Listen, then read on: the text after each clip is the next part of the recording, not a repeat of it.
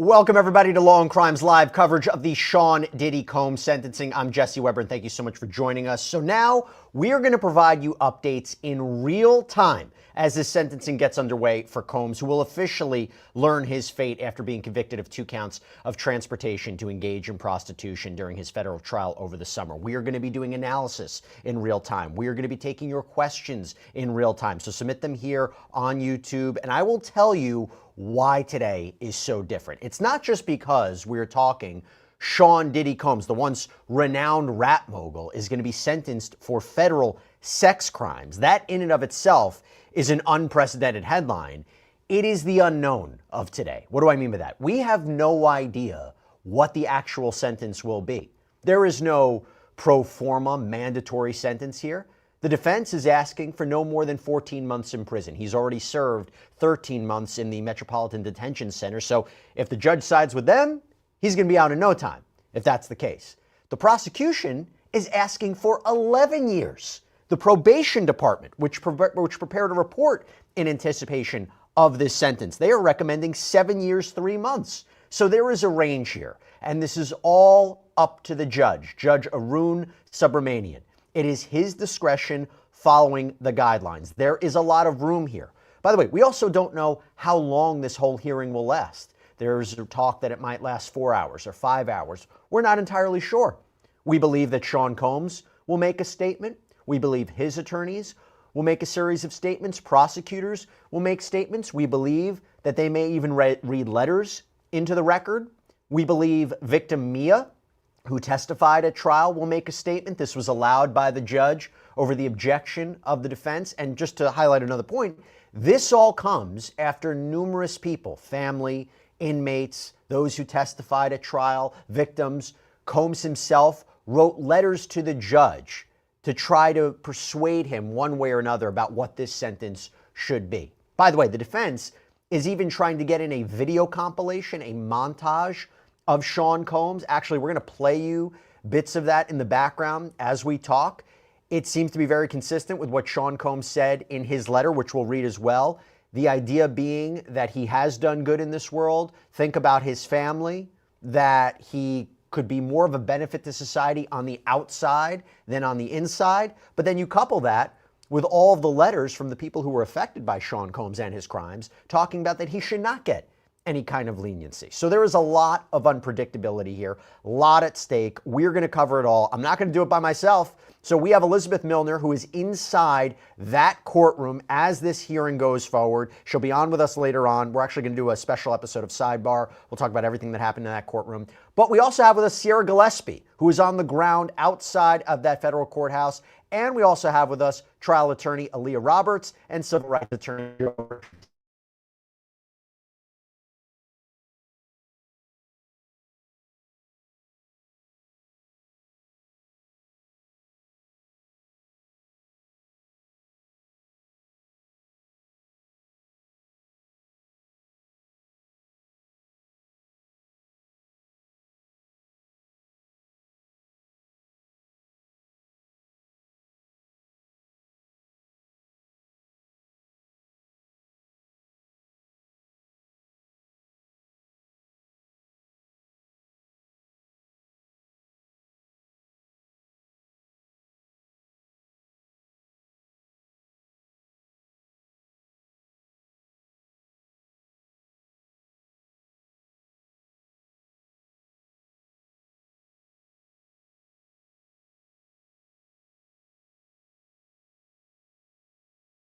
The day the verdict came down, there was baby oil, there was lube, all outside of this courthouse behind me here in the Southern District of Manhattan. So far today, I haven't seen anything like that, but I have seen a pretty big crowd. We've heard a little bit of cheering, but overall, it's been pretty quiet. Now, we do know that Diddy's mother, Janice Combs, has walked in. We know that the family usually comes in, a pretty big Sprinter van. We like to capture that and see them walking in because we do know his family has been very supportive throughout all of this. There are reports, as you said, that the Punisher, who I believe we have actually talked to, you talked to on Sidebar and then here on our previous live streams, was outside here today too. I'm not sure who else we're going to see, but I mean, we've got our eyes and ears right here at the courthouse to see what's going to happen.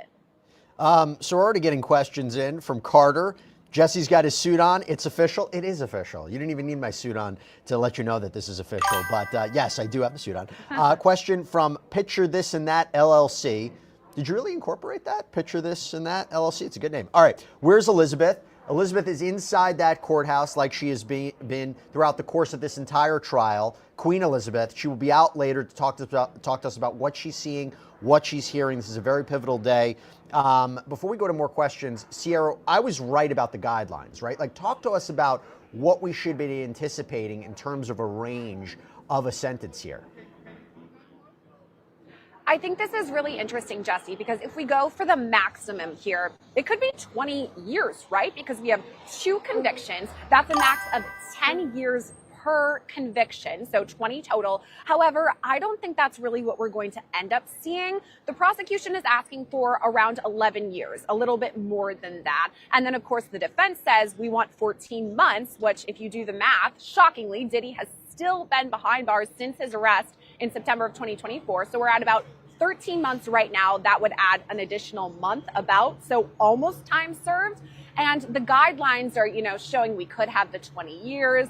The recommendation seems to be between 5 to 7. So we have a huge range here of what it could be. I mean, anything's on the table really today. But again, it's up to Judge Arun Subramanian what's really going to happen. So that's why we got to pay such close attention to everything that comes out today. And every detail. So we are getting reporting that Combs' lawyer, Mark Agnifilo, Brian Steele, they are talking next to the lectern in that courtroom. Alexandra Shapiro is standing with Nicole Westmoreland, another one of Sean Combs' defense attorneys. The prosecutors are seated at the front table. Maureen Comey, who was the lead prosecutor in this case, as we know, she has left the prosecutor's office. She is not there. Obviously, she's not a part of this prosecution anymore. We have this question coming in, Sierra, from Clarissa Schmidt. How long will the sentencing actually take? It's got to be quick, right? Not necessarily. Based on what I said, I mean, this could take hours.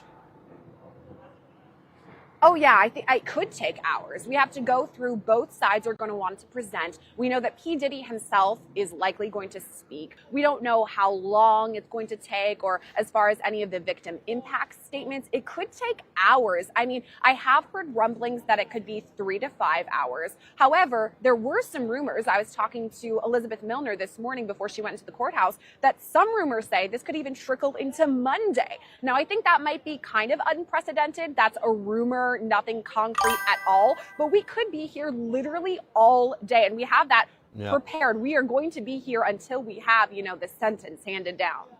So, by the way, we put up a poll. We're going to put up polls as well. Did you guys miss our live stream coverage? Big time, 61% say big time, they missed it. 21% say sorta, and then I'm here for Elizabeth, 18%. That's amazing. So, Sierra, we're gonna just stand by. We have more updates that are coming in. I want to bring on Aaliyah and Joe on this. So, Aaliyah, it's great to have you both here. Aaliyah, we have this question that just came in from Beauty Slay. Can they try him again for the counts that are not guilty? So, right, racketeering and the 2 counts of sex trafficking. Can they try him on the counts that are not guilty, or does double jeopardy prevent it from happening? Aaliyah, I'll start with you. No, hi, Jesse. Good morning. Thank you for having me. And no, he cannot be tried again. He was tried. He was convicted. Therefore, his conviction stands. He cannot be tried for the same crimes again. Okay, Joe, I got to ask you about this letter from Sean Combs. And by the way, as I read parts of this, if you want, you can put up this potential montage video that will be, again, potentially played in court, because it kind of echoes very similar to the themes in his letter to the judge, where he basically said, I hope this letter finds you well and in good health and spirits. Again, this is the Judge Subramanian. Thank you for the opportunity to express my thoughts to you. First and foremost, I want to apologize and say how sincerely I am for all the hurt and pain that I've caused others by my conduct. I take full responsibility and accountability for my past wrongs. This has been the hardest 2 years of my life, and I have no one to blame for my current reality and situation but myself. He goes on to say that I'm sorry can only be so much, talks about what he went through over the past 13 months. And then he really gets into putting the blame on himself. I lost my way. I got lost in my journey, lost in the drugs and the excess. My downfall was rooted in my selfishness. I have been humbled and broken to my core. He talks about how difficult the circumstances of his incarceration at the MDC are. Says it's not to evoke sympathy, but what he really tries to focus in on the work that he's been doing behind bars. And there's a part of this letter, Joe, where he's talking, and it seems, about the benefit he could be to society on the outside as opposed to inside. He says, I can't change the past, but I can change the future. I know that God put me here to transform me. Since incarceration, I've gone through a spiritual reset. I'm on a journey that will take time and hard work. I'm proud to say I'm working harder than I have ever before. He goes on to say, today I humbly ask you for another chance. This could be what he says in open court today, and we believe he's actually going to be allowed to wear civilian clothes as he does this. By the way, this is images of when he did the marathon back in the day. I have two questions for you, Joe. A, how much of an impact will Sean Combs' statements, this letter, have on the judge? And B, if this letter and if this video is allowed in, I have to wonder, is the judge going to look at all that and say, yeah, all the good that you did, all this time with your family was at the same time you were committing crimes? And I'm curious, again, the overall impact of the letter and the video. Yeah, I mean, of course, he's going to fall on the sword. That's what he's going to do. I think the letter, to my mind, has a better chance of making an impact because there's no presentation, and you have to figure out whether or not you really want to believe it. But it's not going to be a shiny video. He was great at making videos. He was great at presenting. He's always been good at that. And to your point, while he was doing all the good in the past that he was doing, he was beating the heck out of these women and doing some things that really he doesn't want to remind the judge of, right? So I think he's got to be careful about the whole video thing because there's no jury here today. I always thought that the jury could help him because they wanted to give him the benefit of the doubt and that he's the guy that they've seen all of these years, over the years. But the judge is not that guy. And so he has to, it's a very slippery slope to keep from coming off as too shiny and too, fill in the blank in light of everything he actually has done and in light of everything that he was doing while he was doing all this good. He's got to focus more on the good he can do in the future, not even the good that he did in the past, because while he was doing good in the past, these women were going through a private hell. So we'll see how much of an impact it actually has. My sense is the letter and his words, if he says something to the judge, has a better chance of making an impact, piercing through and hopefully coming off as sincere. The film, the slideshow, whatever it is a presentation. Whether it's heartfelt or not, there's still this veil of presentation that he's got to get around. And we all know he can present. He's always been able to do that. So in and of itself, that's not going to carry the day. Aaliyah, we have this question from Sydney Sexton. Been watching since day one of the trial. Thank you for the coverage. Thank you so much for saying that. A question, what are your predictions on the length of sentencing? Aaliyah, obviously I'll give you the floor to answer that, but I guess the other question is, and I focus on something I mentioned before, the reason this sentencing is so significant is because of the unknown. This is not a murder case where the judge listens to victim impact statements and already has to go in and says it's going to be life without the possibility of parole. This is a case where I do wonder how much is the judge going to be persuaded by all of the letters, all of the statements. Do you think he's already made up his mind? And what do you think that sentence could be? It's a great question, Jesse. I think that I'm thinking somewhere in the range of 5 to 7 years. The reason I think that is because I feel like that, for lack of a better term, it splits the baby, right? So the prosecution wants 11 years. The defense wants 14 months. So 5 to 7 years will definitely split the baby, for lack of a better term, in that it shows that it's not simply you did your time and you're done. Yeah, and I think that's a good point. Joe, we got again, very similar to what I just asked. This is a question from Monica Price. Has the judge already decided, or can he literally decide in court? Your opinion about that? Some people have looked at what Judge Subramanian has done in the past, denying him bail, denying him the motion to throw out the convictions. They say, oh, that means he's really going to go heavy. So maybe he'll go 11 years. Who knows? You persuaded by that? What's your prediction? Well, I'm sure the judge has some thoughts, right? Because it's his Sure. job to have some thoughts, but he's supposed to be moved by what happens today, right? So he's actually supposed to have an open mind in terms of where things go. He doesn't seem like a quote soft judge. He didn't let him stay on the street, didn't bail him out despite 3 or 4 requests. So it's going to be interesting to see where he lands. And I think a important question, a related question, what we're asking is how far is he going to deviate from the guidelines? Because what Ali is talking about is really something that's close to what the guidelines would be, right? So what is it about P. Diddy that perhaps makes him veer much below the guidelines or veer much above the guidelines, right? And so the question is, how far away is he going to go from that?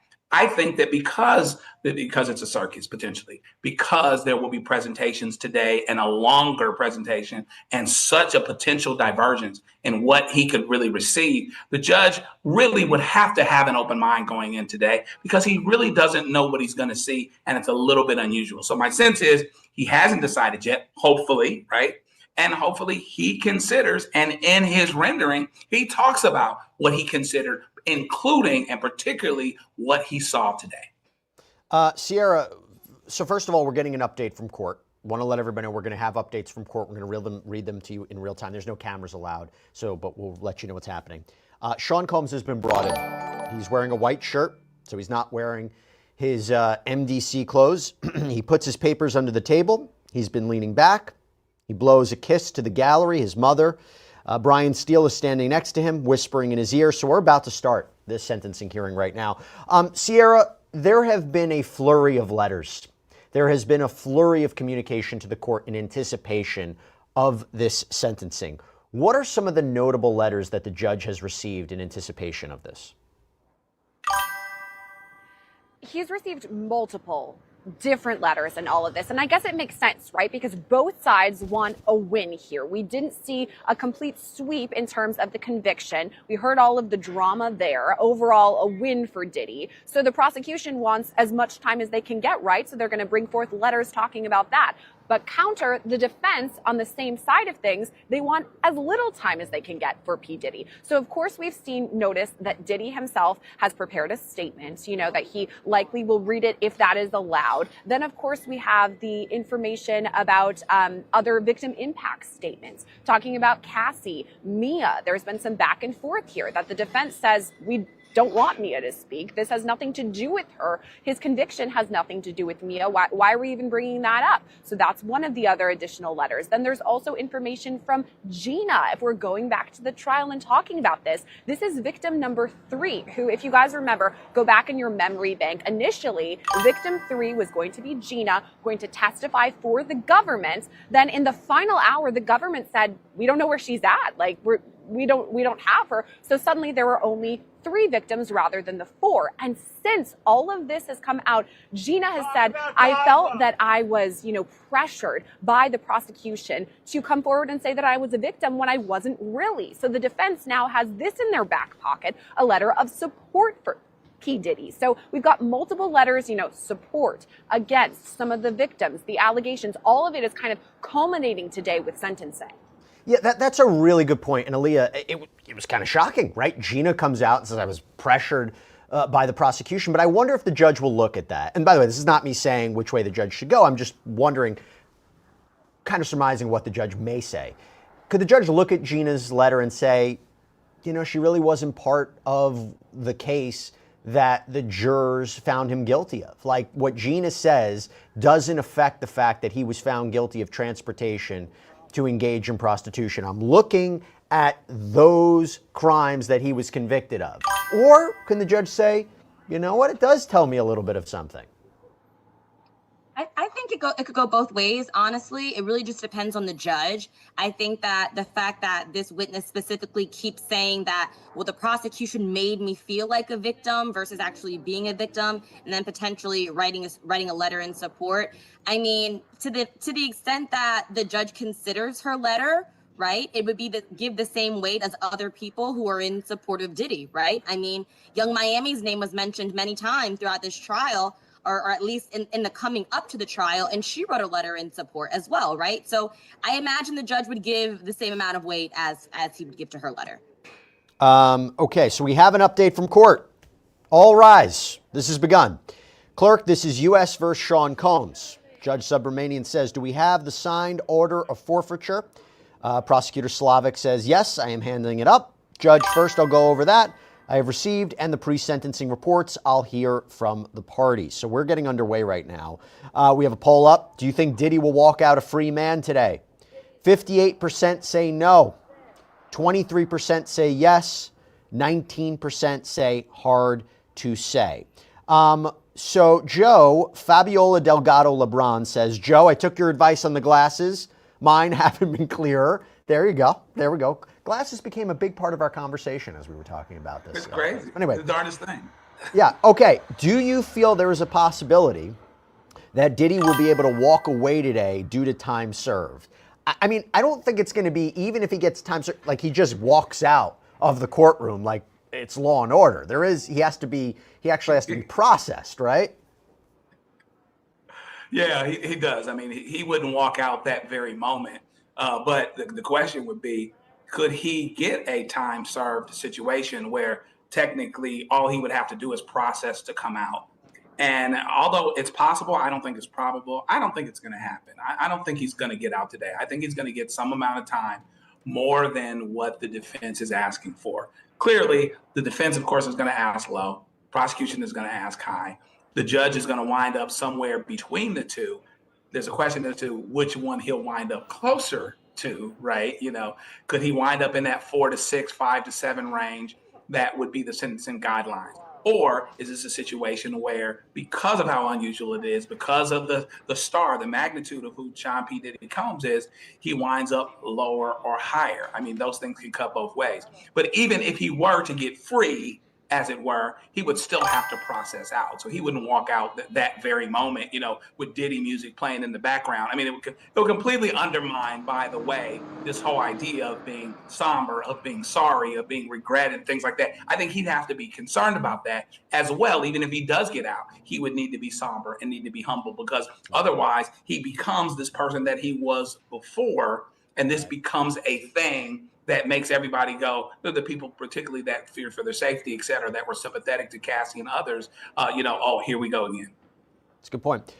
We have an update from court. Judge says, I've received the defense's reply memo of October 2nd and the letter from Mr. Combs and the video, which we're showing you right now, and the video the defense plans to play here in court. I appreciated the letters. I've received the government's letters from Miss Ventura and others, meaning, the victims in this case. I appreciate them. Now, Aaliyah, I don't know what to take away from when he says, I appreciate them. Does it signify that he's thinking about them? Does it signify that he's going to use it in his calculus, his determination, his analysis? Or he just says, hey, listen, I appreciate them submitting them? I think the judge is very particular in the words that he used. I think by saying I appreciate them, he's acknowledging that he's received them, that he's reviewed them, and that he is going to take those letters into consideration. I think I appreciate is a better word than I've reviewed, acknowledged, and understand. It's a very short way of saying, hey, I got them. Hey, I'm looking into them. Hey, I'm gonna consider them when making my decision, but I'm not gonna say I'm considering them while making my decision. We have an update for you, okay? Sierra, I'm going to throw this to you. So, Sean Combs' defense attorney says we're going to submit a course evaluation from MDC, where he's been housed.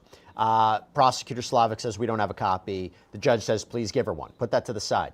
Prosecutor Slavic just announced Mia no longer wishes to address the court here today, in part due to the letter submitted by the defense bullying. Sierra, that is a big update, that Mia apparently will no longer make a statement in court, because we know the defense was trying to object to her testimony, object to her statement. The prosecution did accuse them of bullying her and, characterizing her in a certain way. We can talk back and forth about her testimony during the course of this trial, whether or not it helped or hurt the prosecution. But the fact that she is apparently no longer going to make a statement in court, apparently because of what the defense said in their letter, your reaction to that? I mean, this isn't the first time that we've heard this sort of argument from the prosecution, right? If we go back to the trial, they were saying how important it was for these women, these survivors, to come forward, not just for this case, but for any sort of case across the entire country when we're talking about sexual assault allegations. And essentially what they said is they have seen bullying, they have seen coercion, they have seen threats, all from Diddy and his team. And again, these were allegations, but basically the prosecutors say, you know, from the start, you guys have been bullying all of these survivors into not coming forward. That's what happened with Gina. Now, of course, we do know what Gina says now. She says that it was prosecutors, actually, conversely, who are the ones who are kind of making her feel as though she was a victim. But here, this allegation that Mia has been bullied by the defense, I mean, I guess we should pay attention to it and put some sort of weight into it, because if Mia truly does feel that her safety is at risk here, that's very important to consider, because she does have the right to be able to speak, and it's very important that she would be heard. But I mean, I'm very interested to see what the defense has to say about all of this, because I assume they're going to say, hey, there was no bullying here. We did none of that. We were well within our rights. So I think that's important too. Yeah, remember, Mia testified that she was sexually assaulted by Sean Combs multiple times. In her letter to the judge, she said that the sentence should reflect the years of coercion, financial abuse, humiliation, physical and sexual violence, and the profound trauma that he has inflicted as a result. It doesn't take away that that letter was submitted. So the judge could still consider the letter. It's just the fact that she's not going to appear in court, I think, is also quite significant. We have an update from court. Prosecutor Slavic says, we think the defense's letter violated Your Honor's rules, again, regarding how they fought back against Mia. Judge says, I thought the tone was inappropriate and it should not happen again. Anyone beyond Mr. Combs? Brian Steele, one of Sean Combs' defense attorney, says the Reverend and Mr. Combs' children will come up and stand together. So it appears we're going to hear multiple people during the course of this hearing. Very interesting. So Stilo Suave, have any of the letters in Combs' trial been made public yet? Yes, you can see all of them. They're all out there. I was reading the one from Sean Combs as well. Aaliyah, question from Words 789. Why is P. Diddy allowed to wear civilian clothing when he's already been convicted and is in custody? It's really just about presentation. You want the judge to consider this individual, Mr. Combs, in this case, as a person and not as a criminal, right? Even though he has been convicted, even the sentencing is still being considered, you don't want to be sentencing someone in jail clothes. It kind of it taints the image that the defense is trying to put forth, that even though I was convicted, even though I did do these wrongs, I'm still a father, I'm still, you know, a person of the community that wants to support the community, and I want to be looked at and considered as such. Going back to questions as we wait for more updates. So just submit your questions on YouTube. We'll make sure to answer them here on air. Okay, this is from Dungaroo TV. It's a good question. Joe, are there any precedents that could give us an idea of how long Combs' sentencing will be? I mean, that was battled back and forth by the prosecution and the defense in their memos, their sentencing recommendations, looking at past cases. I think it is interesting and notable to talk about the fact that he was only convicted of these crimes as opposed to these crimes in connection to an overarching racketeering conspiracy case or a sex trafficking case. There was the question about whether or not he would even be brought up on those charges, the transportation to engage in prostitution charges, what he was convicted of, if those were the only charges, if they weren't connected. But he was acquitted of the most serious charges. So when we're talking about precedent here, purely on these prostitution charges, is there precedent on what the range could or could not be? Yeah, there's precedent on the charges themselves, but there's not precedent on this particular individual, who he is, how this happened. They made a very interesting argument. It was unsuccessful about saying, hey, he was just a guy that just liked to watch things happen. He should never have been convicted on even the things that he was convicted on. So if it was just about the precedent, someone is convicted for this crime, if that was the case, the sentencing guidelines are 4 to 6, 5 to 7 right in there, and the parties wouldn't be deviating from them too much, right? But that's what's so amazing about this. What's being asked for is so divergent. I think it suggests that either there's no precedent at all, or there's distinguishing elements that say you should deviate very high or very low from what the charges themselves would normally warrant under this circumstance. So there is precedent, but there isn't. I hate to talk out of two sides of my mouth here because I feel like I am, but Diddy changes everything. He makes things look different potentially, and he makes for an argument. He can say all these things that I can do in the community. The other side, the prosecutor can say all the damage he'd done because of all of the things that were brought before the court, even though he wasn't convicted of those things. There's been a whole lot of discussion from me and Gina about people, acquitted conduct being considered and all of these other things. So he really changes the calculus on what would normally be a precedent based on the actual crimes themselves. That's a clear question.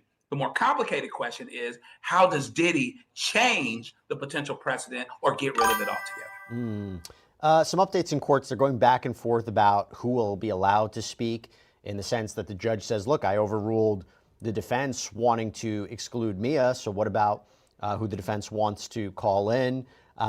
It seems like the judge is going to allow the children and a Dr. Johnson, this Reverend doctor, to speak as well. He's going to be thinking about the others. Okay, got a super chat question. Thank you so much. Super chat question from Free. I'll go to you, Aaliyah. This is from Free. Does Diddy get to go last with the video and the letter? So will he make the last statement and provide his letter or his statement as well as this video that we've been playing in the background? As we've been speaking before, I'm not sure that the video actually comes in as far as the sentencing is concerned. I think the judge saying that he received it and reviewed it is probably as much as we're going to receive regarding the video in the sentencing hearing today. I also think that it depends on the judge and his preference and what he wants to hear. Is it normal or customary for the defendant to have his statement last? Sometimes, but the judge might want to hear from the victims last. It really just depends on how this judge wants to run his courtroom. By the way, this is such an interesting update that we just got in. The judge is talking about what he can and cannot consider. This became a big topic post-verdict and going into sentencing. As to the objections, the defense says acquitted conduct cannot be considered, meaning regarding all the conduct that supported the racketeering conspiracy case and the sex trafficking charges. There is no guidance from any court on this, the judge says. We don't know what the jury was thinking, but it's about overlapping conduct, and it only impacts the advisory guidelines range. That's a good question here, right, Joe? What can the judge consider here? Can the judge consider the beating of Cassie Ventura in that 2016 tape? Did it really support the jury's findings with respect to transportation to engage in prostitution? You asked me, it seemed that it was more about, was that sex trafficking? The transportation to engage in prostitution. Greetings. Welcome to Kai and Y7. New York is in the building in my avatar. I see Gina in the chat is on point. People coming for New York. Don't come for New York. Like she said, we the best. Okay. But I'm going to switch it over to some folks that are right outside, and they're just, giving live commentary on what's going on and things like that. We have professionals, we have civilians, all type of people. All right. So I'm gonna switch it right on over to what's popping outside of it right now. All right. Thanks for coming through. Feel free. One of the prosecution's star witnesses, she did send a letter to the court saying that she doesn't believe he's a changed man. She doesn't believe he's sorry and that he should get the maximum. Now, what is the judge deciding when he's going to, in terms of sentencing Combs? Is he deciding between time already served and the maximum, or because prosecutors did ask for 11 years? Yeah, I think the starting point and the place, frankly, the judge is probably going to end up are the sentencing guideline as the judge has determined them. So the judge essentially adopted the probation's determination of what the sentencing guidelines are, the 70 to 87 months range. The judge has already said, he signaled to everyone in the courtroom, this is where I think the sentence should be. I'm having a hard time seeing why I should deviate outside of the sentencing guidelines. And I suspect that is where he is going to end up at the end of the day, unless he hears something that really moves him one or the other, something new that he hasn't heard already. How long do we suspect this will take? They're going to break for lunch soon. They're just seeing the video now. Combs's children have already addressed the judge and the court. I mean, is this, it's Friday. Is this going to last through the weekend and go into Monday, or will it be over by the end of today? Well, there are definitely a few more steps that have to happen here, right? So it is possible when the defense is finished with its presentation that the government wants to respond to that. They may have things to say based on what Combs' lawyer said, based on what his family said. I suspect they're going to get up and say, this is all very compelling, what Combs' family said, but he brought this upon them, right? Like he committed these crimes, he has caused this harm to them. And so, I highly suspect they are going to have trouble staying quiet after the defense presentation. So we're going to have an opportunity to hear from the government again, and there may be some back and forth between both sides. And who gets the last word?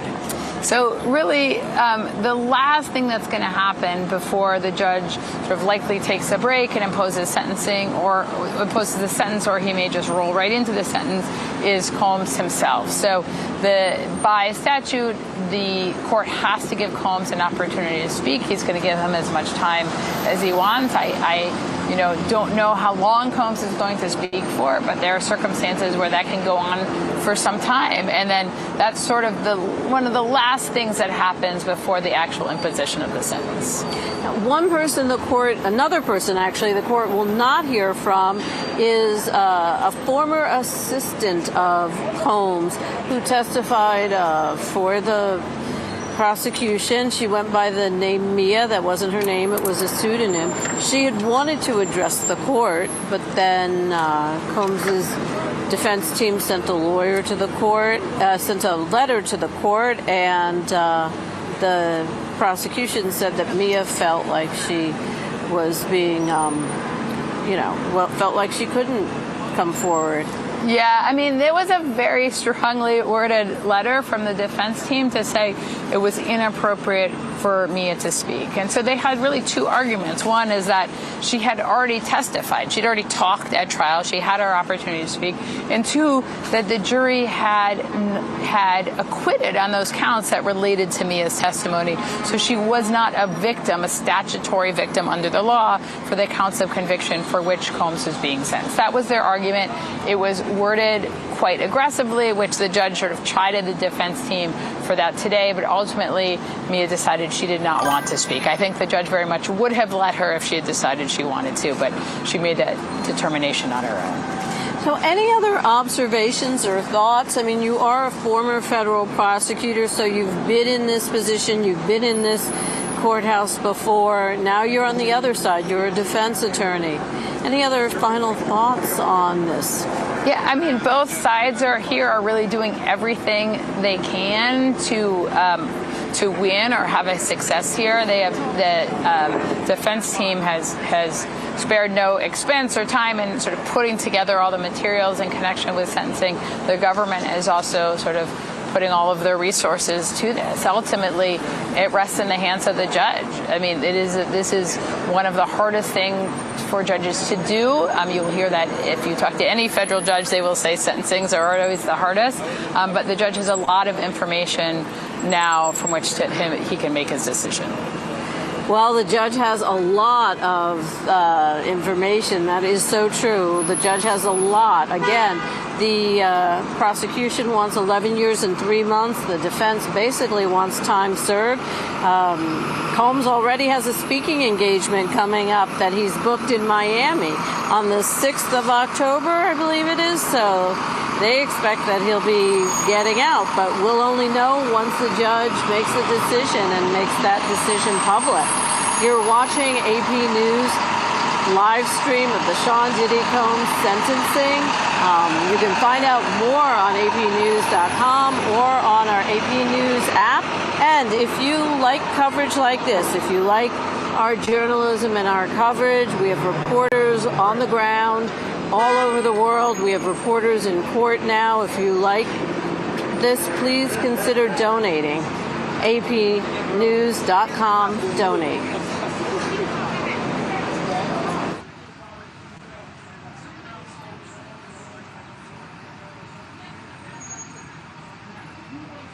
APnews.com. So what's that? Associated Press.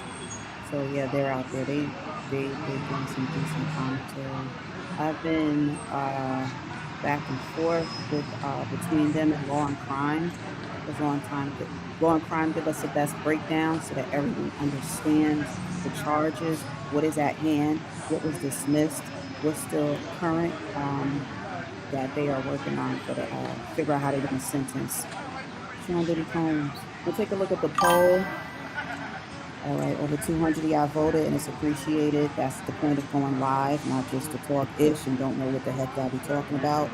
Interact with the live stream, especially on my channel. I'm not like other people. I'm not going to not give commentary. I'm not going to just, my content is me and what I add to it. But I'm trying to bring y'all something to still good for discussion. So it's just quiet outside of it right now. They're just waiting and waiting. So the question I put in the poll was, what should Diddy's fate be? So I put free Diddy. I'm down with the free Diddy. Only 16% are saying free Diddy. 76% of you guys are saying lay him under the prison. Sheesh.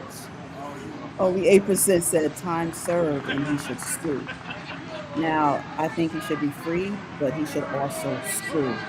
You got to know the law. Don't go by your feelings. Don't go by whether you like rap or not. Nobody cares. You have to go by the law and realize that some people are buried under the law because of who they are, not for justice. Okay?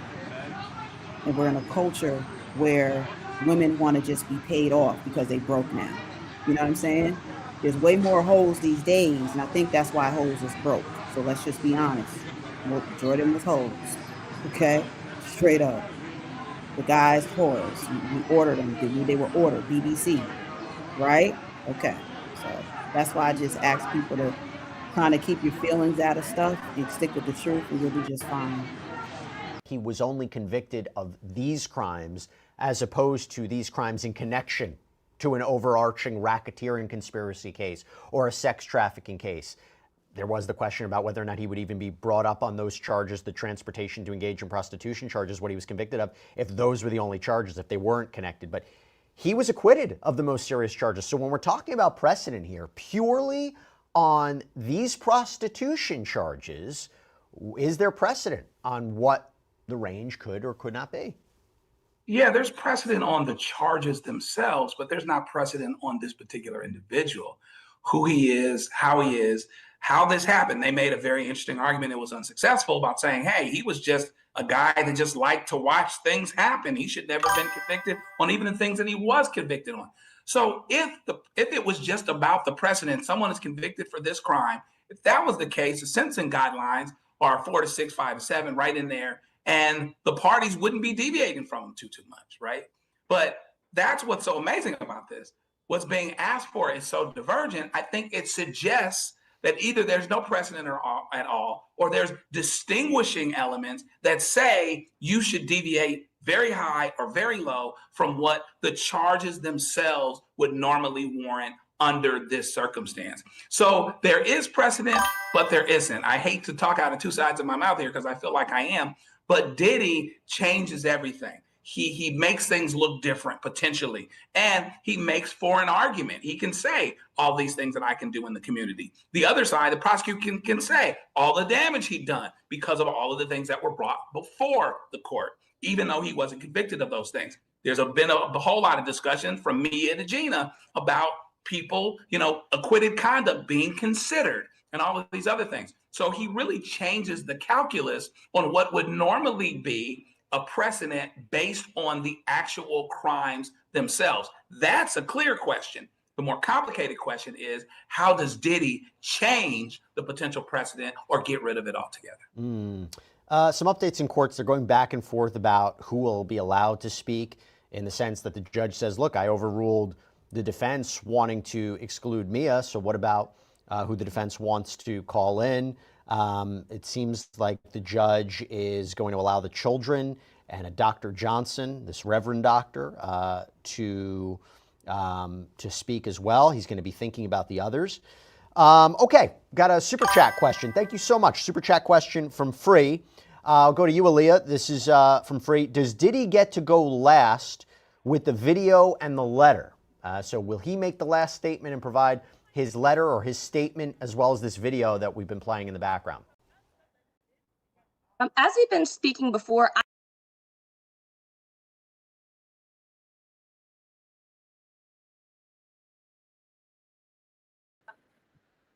All right, so it looks like at the White House, we got the press conference. So it looks like Levitt, the House Press Secretary.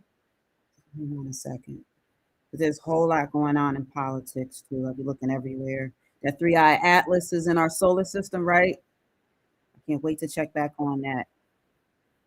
Don't ever think I'm distracted by anything. I see more than most. Absolutely. That's mostly what I do on here too. I do things to do with community, mainly Black community, spirituality, and things to do with astronomy. All right. Anxiety caused by this Democrat shutdown. According to new reporting from the Military Times, staff members at the Armed Services YMCA food pantry distribution location near Fort Hood in Texas found a line of military families stretched around the side of the building yesterday at 5 in the morning. According to the staff who work there, that is, quote, not happened ever. They've already had a 34% increase this week over past weeks. President Trump and Republicans fundamentally believe we have a sacred responsibility to protect and provide for our military families with the resources they need to thrive. If Democrats believe in this very simple premise too, they should end this shutdown immediately. Unfortunately, the severe impacts of the Democrat shutdown extend beyond our troops. Nearly 7 million mothers, infants, and low-income families who rely on government-run food assistance will be in jeopardy if the WIC program runs out of money in the weeks ahead. The more than 13,000 air traffic controllers who ensure that Americans fly safely in airports across the country are currently working without pay. The National Flood Insurance Program is in danger of lapsing, which could leave families without necessary help if a disaster strikes, and we are in the middle of hurricane season. Critical services offered at Social Security field offices are reduced for senior citizens and disabled Americans. Helpful transition assistance programs are not being provided for veterans who fought to defend our country and are now trying to re-enter civilian life. The economic consequences of this shutdown are piling up every day. Policymakers, markets, and even the Federal Reserve are flying blind at a key juncture because BLS and BEA data are on hold until the government reopens. Democrats shutting down the federal government to give health care to illegal aliens could lead to lower growth and higher unemployment rates for Americans. According to a new memo from the Council of Economic Advisors, the U.S. economy could lose $15 billion of growth domestic product each week. Every single week, the Democrat shutdown extends, with a month-long shutdown leading to an additional 43,000 unemployed people. Small businesses are likely to encounter delays in receiving federal loans. Mortgage applications will likely shrink. And just this morning, Business Roundtable, an association of more than 200 CEOs of Americans' leading companies representing every sector of the U.S. economy, put out a statement urging Congress to pass the clean CR that will once again come before them in the Senate floor in just a few moments. Quote, a fully functioning government is essential for American businesses, workers, and consumers, while policymakers continue working on a full-year funding package and other pressing issues. Again, that is a quote from the Business Roundtable. What's clear is that the Democrats' actions account to an intentional sabotage of our country and our people by shutting down our government. This madness must end. President Trump and Republicans are calling on Democrats to reopen the government immediately on behalf of the American public. All we need are 5 Democrat senators to do the right thing and to stop this shutdown. Call your Democrat senator and tell them to vote yes to reopen the government. On another matter, despite the Democrat shutdown, President Trump's efforts to make America safe again continue. President Trump believes that American cities should be the safest places on earth, and he is committed to making this a reality. We've already seen that President Trump successfully made D.C. safe again in only a few weeks. That same crime crackdown will continue to happen in cities across the country and is happening in Portland, Oregon. President Trump will end the radical left's reign of terror in Portland once and for all.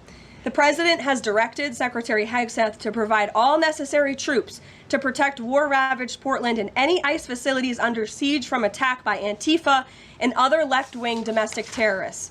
What's been allowed to happen in Portland, and we saw disturbing video footage of this last night, this is not peaceful protesting, this is left-wing anarchy that has been destroying this great American city for years, leaving police officers battered, citizens terrorized, and business properties damaged. Since early June alone, Antifa terrorists have laid siege to the ICE field office in South Portland. These radical left-wing lunatics have violently breached the ICE facility by using a stop sign as a battering ram, hurled explosives and other projectiles at law enforcement, repeatedly assault and dox officers, berate their law-abiding neighbors, and have even rolled out a guillotine in front of the ICE facility. And more people should be reporting on that. President Trump has sent federal law enforcement to protect federal assets and arrest those fueling this violence. Just last night, we saw an extremely troubling incident where conservative journalist Nick Sorter was captured on video being taken into custody by the Portland police after he was ambushed by Antifa and was defending himself from these assaults.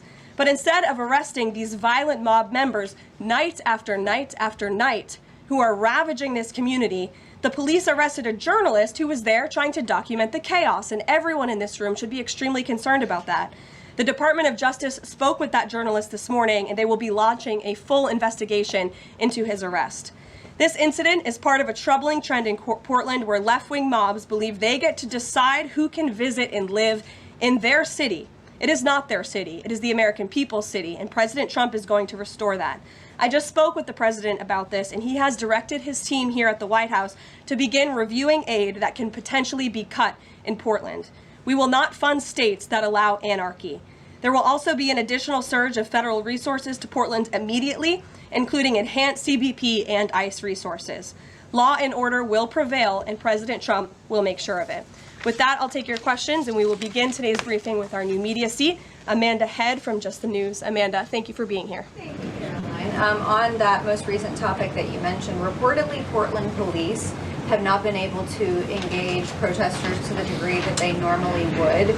Does the president plan on handling this from that angle as well with city leaders? Yes.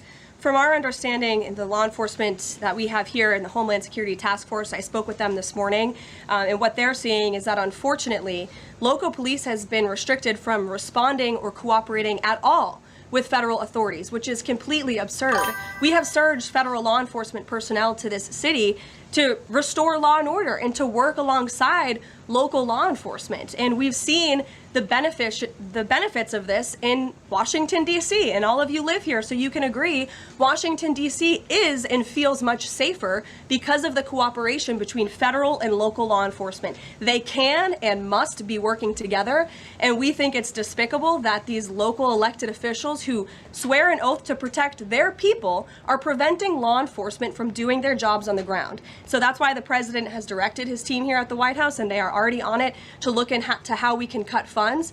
And the president wants to work with anyone. If the mayor of Portland were to call him right now and say, "Mr. President, please help us," I am sure the president would be willing to do that. He is genuinely serious about wanting to restore order in America's cities. But it's become apparent that the local and elected officials in Oregon do not feel the same, and that's very unfortunate.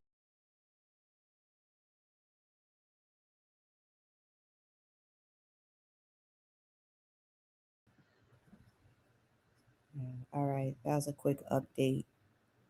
Everyone is waiting and waiting just to see what's going to happen with Diddy sentencing. Everyone's split. We're split with politics, split with this case.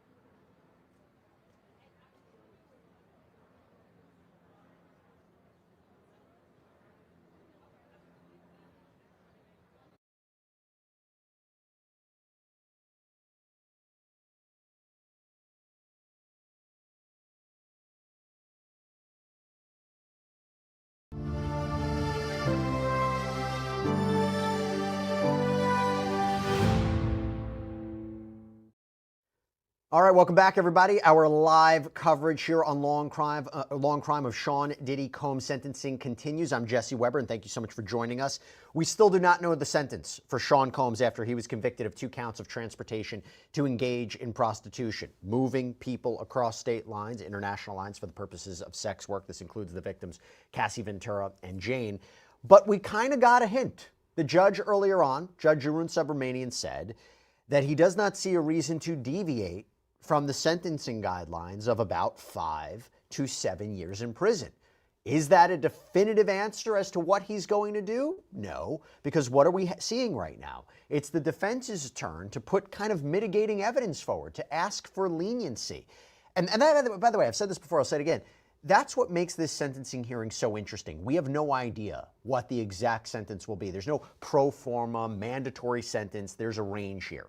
Defense was asking for 14 months, basically asking for him to be released from the MDC immediately. The prosecution was asking for 11 years in prison. Are we going to get that?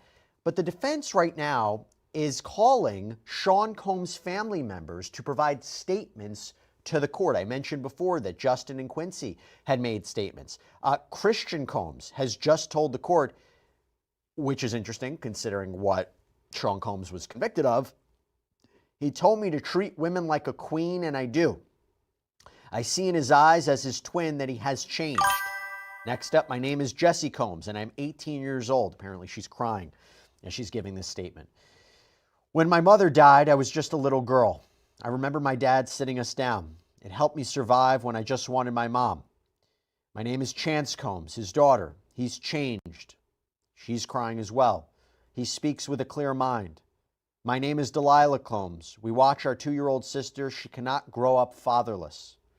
Your Honor, please let us move forward, not as a headline, but as a family. She's crying as well. Judge says, thank you all. This is important for me to hear.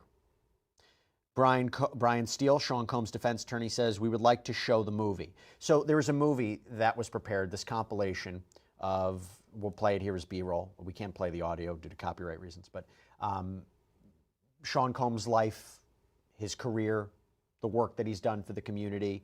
It's interesting seeing this as we talk about what impact this will have on the judge. It's up to his discretion about what the sentence will be here. But I'm here right now with prison consultant Justin Paperny. I'm here with litigator Rich Schoenstein, trial attorney. And I'm also here with Sierra Gillespie, who is outside that federal courthouse. And by the way, Elizabeth Milner is inside in that courtroom as well. We'll get to her later.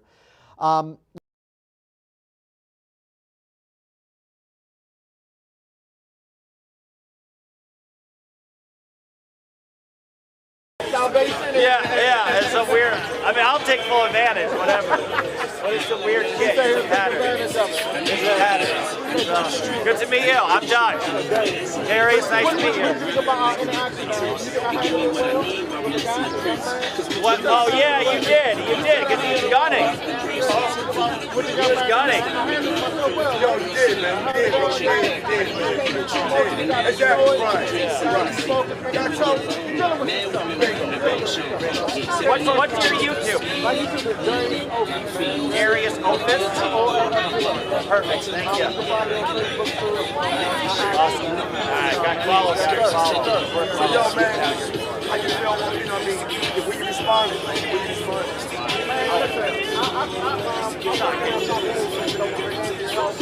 You know, I've been around that, so I know how it is. And I didn't take it personally because I know what And that's the whole argument. you might not even know what you're saying. A lot of people want it. So you gotta kind of be but still love it. You know, and he came back, but with facility. But I still sort of hurt you.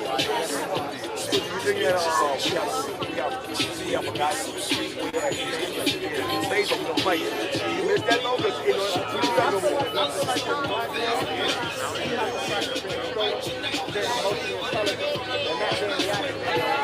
If I wanted to, we would have been locked up. So that's not.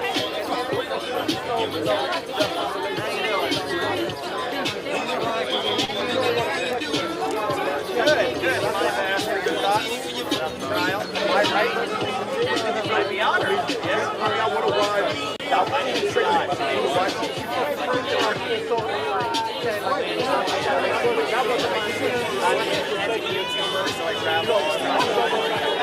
prostitution, moving people across state lines, international lines for the purposes of sex work. This includes the victims, Cassie Ventura and Jane.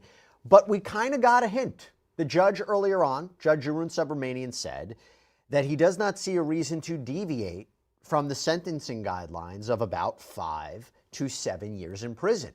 Is that a definitive answer as to what he's going to do? No, because what are we seeing right now? It's the defense's turn to put kind of mitigating evidence forward, to ask for leniency. And that, by the way, I've said this before, I'll say it again. That's what makes this sentencing hearing so interesting. We have no idea what the exact sentence will be. There's no pro forma mandatory sentence. There's a range here. Defense was asking for 14 months, basically asking for him to be released from the MDC immediately. The prosecution was asking for 11 years in prison. Are we going to get that? But the defense right now is calling Sean Combs' family members to provide statements to the court. I mentioned before that Justin and Quincy had made statements. Christian Combs has just told the court, which is interesting considering what Sean Combs was convicted of. He told me to treat women like a queen, and I do. I see in his eyes as his twin that he has changed. Next up, my name is Jessie Combs, and I'm 18 years old. Apparently, she's crying as she's giving this statement. When my mother died, I was just a little girl. I remember my dad sitting us down. It helped me survive when I just wanted my mom. My name is Chance Combs, his daughter. He's changed. She's crying as well. He speaks with a clear mind. My name is Delilah Combs. We watch our 2-year-old sister. She cannot grow up fatherless. Your Honor, please let us move forward, not as a headline, but as a family. She's crying as well. Judge says, thank you all. This is important for me to hear. Brian Steele, Sean Combs' defense attorney, says, we would like to show the movie. So there was a movie that was prepared, this compilation of, we'll play it here as B-roll. We can't play the audio due to copyright reasons, but Sean Combs' life, his career, the work that he's done for the community. It's interesting seeing this as we talk about what impact this will have on the judge. It's up to his discretion about what the sentence will be here. But I'm here right now with prison consultant Justin Paperny. I'm here with litigator Rich Schoenstein, trial attorney. And I'm also here with Sierra Gillespie, who is outside that federal courthouse. And by the way, Elizabeth Milner is inside in that courtroom as well. We'll get to her later. Rich, I'll start with you. Do you think this is going to have an impact on the judge? Yeah. You're asking about the video. I think the video would have a negative impact on the judge. I don't think this video is for the judge. I think the video is for the public. I think the video is for his fans. I think the video is for his supporters and people who have an interest who are going to see it on the news or on social media.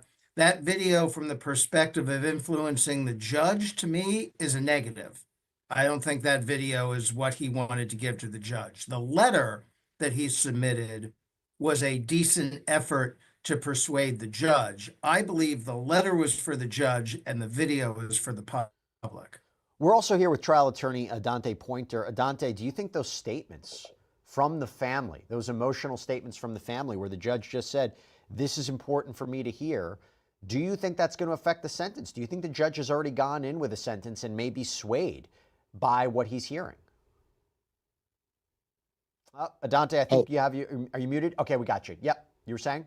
That's certainly Diddy's team and his family's hope, is that those cries, those pleas for help, the idea that the punishment is not just borne by Diddy alone, but also by his family, and that can have repercussions as well, is something that the judge should take into consideration.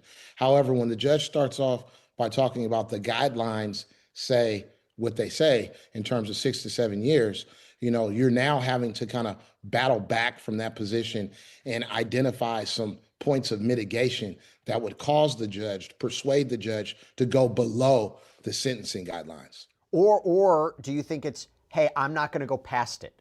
I still agree. He might say, I still agree 5 to 7 years, Dante, but I'm not going to 11. I'm not going past it. That, you think that's where these statements, this video could come into play? Well, certainly it could come into play for that. I mean, look, if you're playing defense, which Combs is because he's been convicted, then you're trying to put a cap on the maximum punishment that you can get at minimum.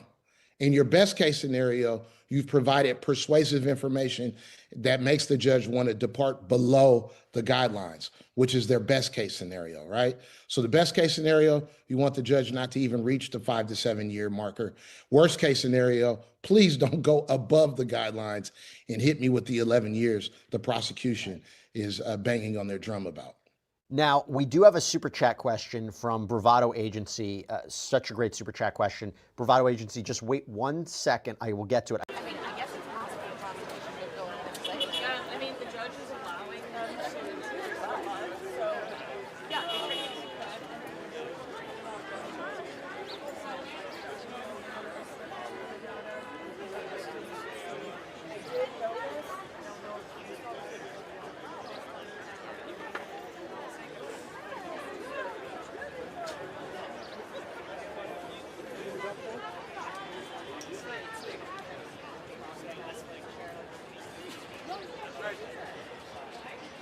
Vai, revolta. Desliga a porra do equipamento.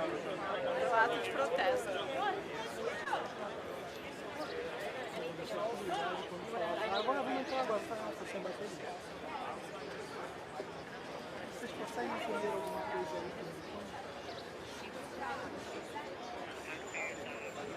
aí? Eu acho que.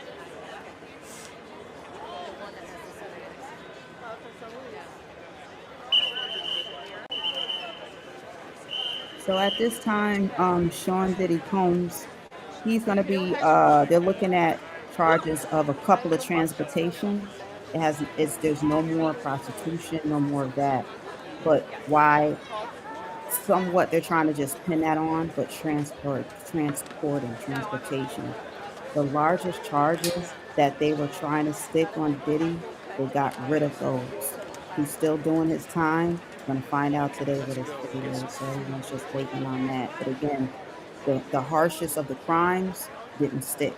It didn't stick. That's why I did the video previously with Cassie. She just sent a letter to the judge saying she's scared for her life. And if he gets out, he's going to come for her. You know, all these things that I don't really think are true at all. Nobody's checking for Cassie last I checked. Not a single soul. You know what I'm saying? So Diddy made people who they were, who they are. Diddy is the reason we even know a lot of people. They weren't anything before they met Diddy. Like, some people are talentless, but he struggled to like bring out the talent in people. People been hating Diddy since he came out. People don't like seeing him happy. They don't want him dancing in music videos. Y'all haters. You know what I'm saying? This is about, to me, it's about the hatred of the city, New York City, in New York State, which I'm a native of. It goes way deeper than that. People are always hating on us, just like in the chat. But then there are some people that defended New York good. It's a thing that people just have against New Yorkers. And then you take it another level, a man, and then you take it another level, he's black. Take it another level, he's deeply melanated.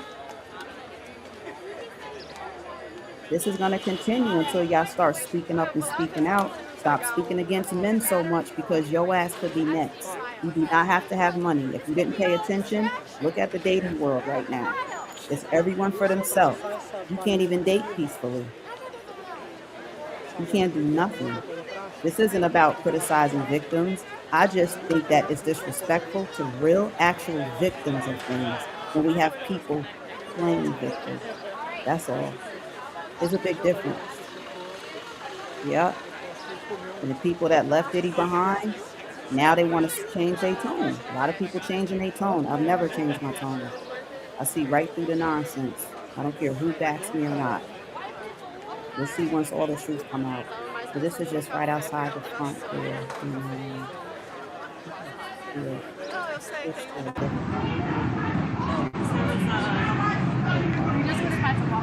Plus, they're just like kind of convening out.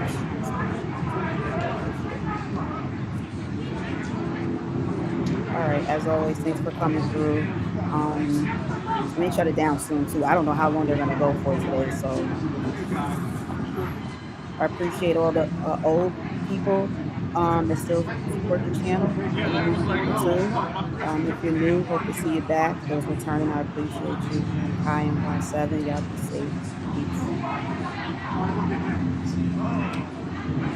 actually be safe and be smart.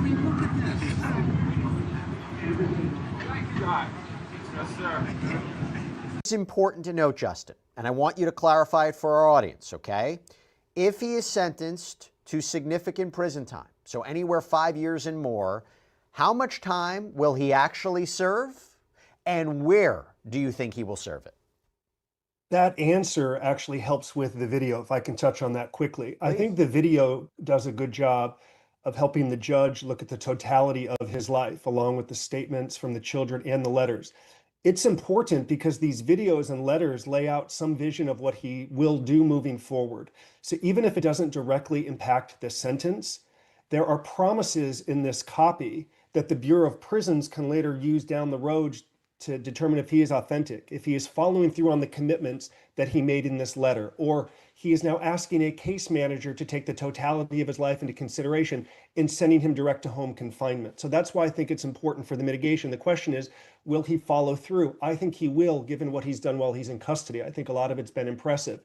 To the sentence, based on this crime, as I understand it, he would be ineligible to get earned time credit under the First Step Act, a law that President Trump signed in 2018.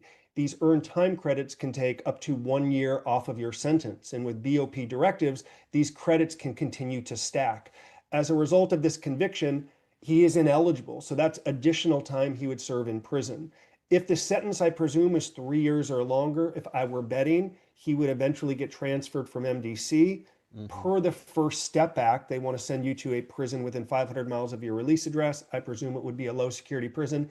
If in California, most likely Lompoc or Terminal Island here in San Pedro. If it's the short sentence his legal team is asking for, probably 3 years or less, with good time, together with what he served, he may say, I'd just like to finish the rest of my sentence here.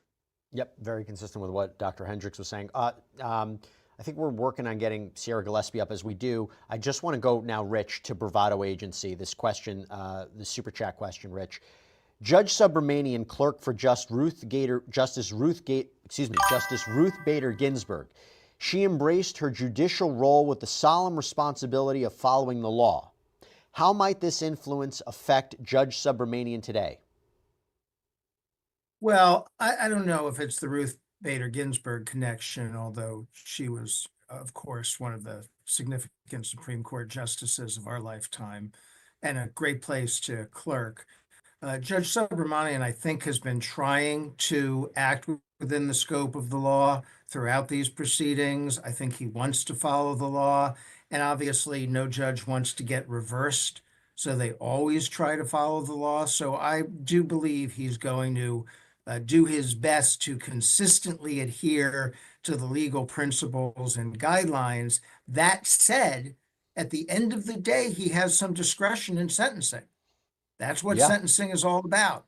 That's why even the proposed, the PSR is in a range, and he can go outside of that range, acting consistently with the law. So he will try his best, and we will see what he comes up with. Well, I'm here with Sierra Gillespie as well. Raises an interesting question. We got this question here from Luna Wolf WY.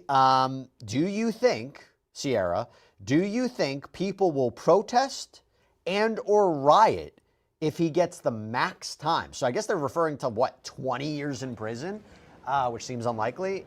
You're outside that courthouse. You're looking at the scene. I hope for your sake and everyone's sake that doesn't happen, but what?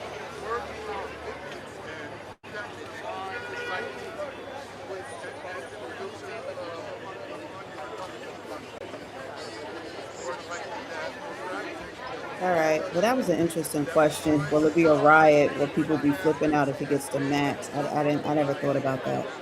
I'll probably check back in with y'all a little later once we get the actual verdict. So we'll see what he ends up getting sentenced at. And I'll probably see if y'all want to have convo on that. Either way this thing goes.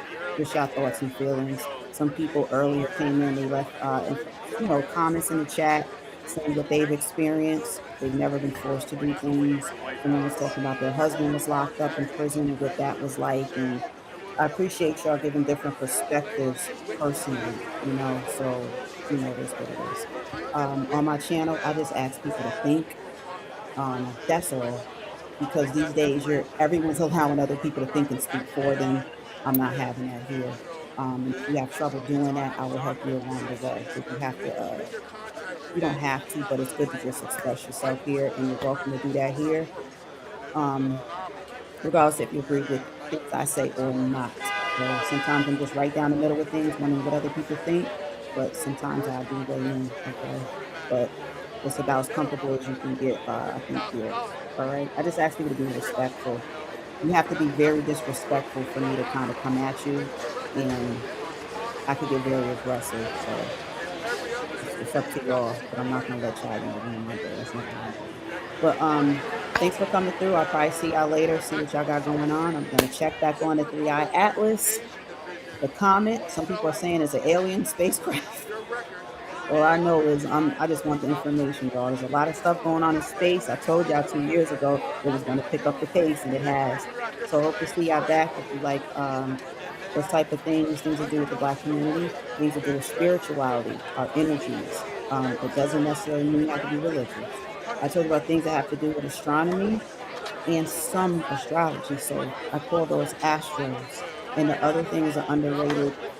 It's overrated, but underrated in good ways, which is sexuality. All right. So I'm Kai and Y7. Y'all take care.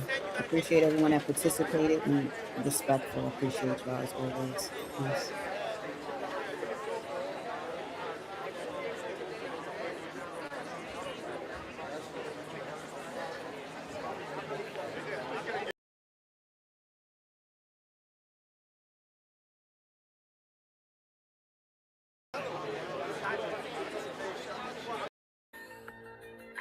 I mean, if you okay, I thought she said why is you asking my black butt, am I okay? If your white butt okay, I mean, a judge, you okay? You ain't classy, you're ignorant. Sit your $5 ass down.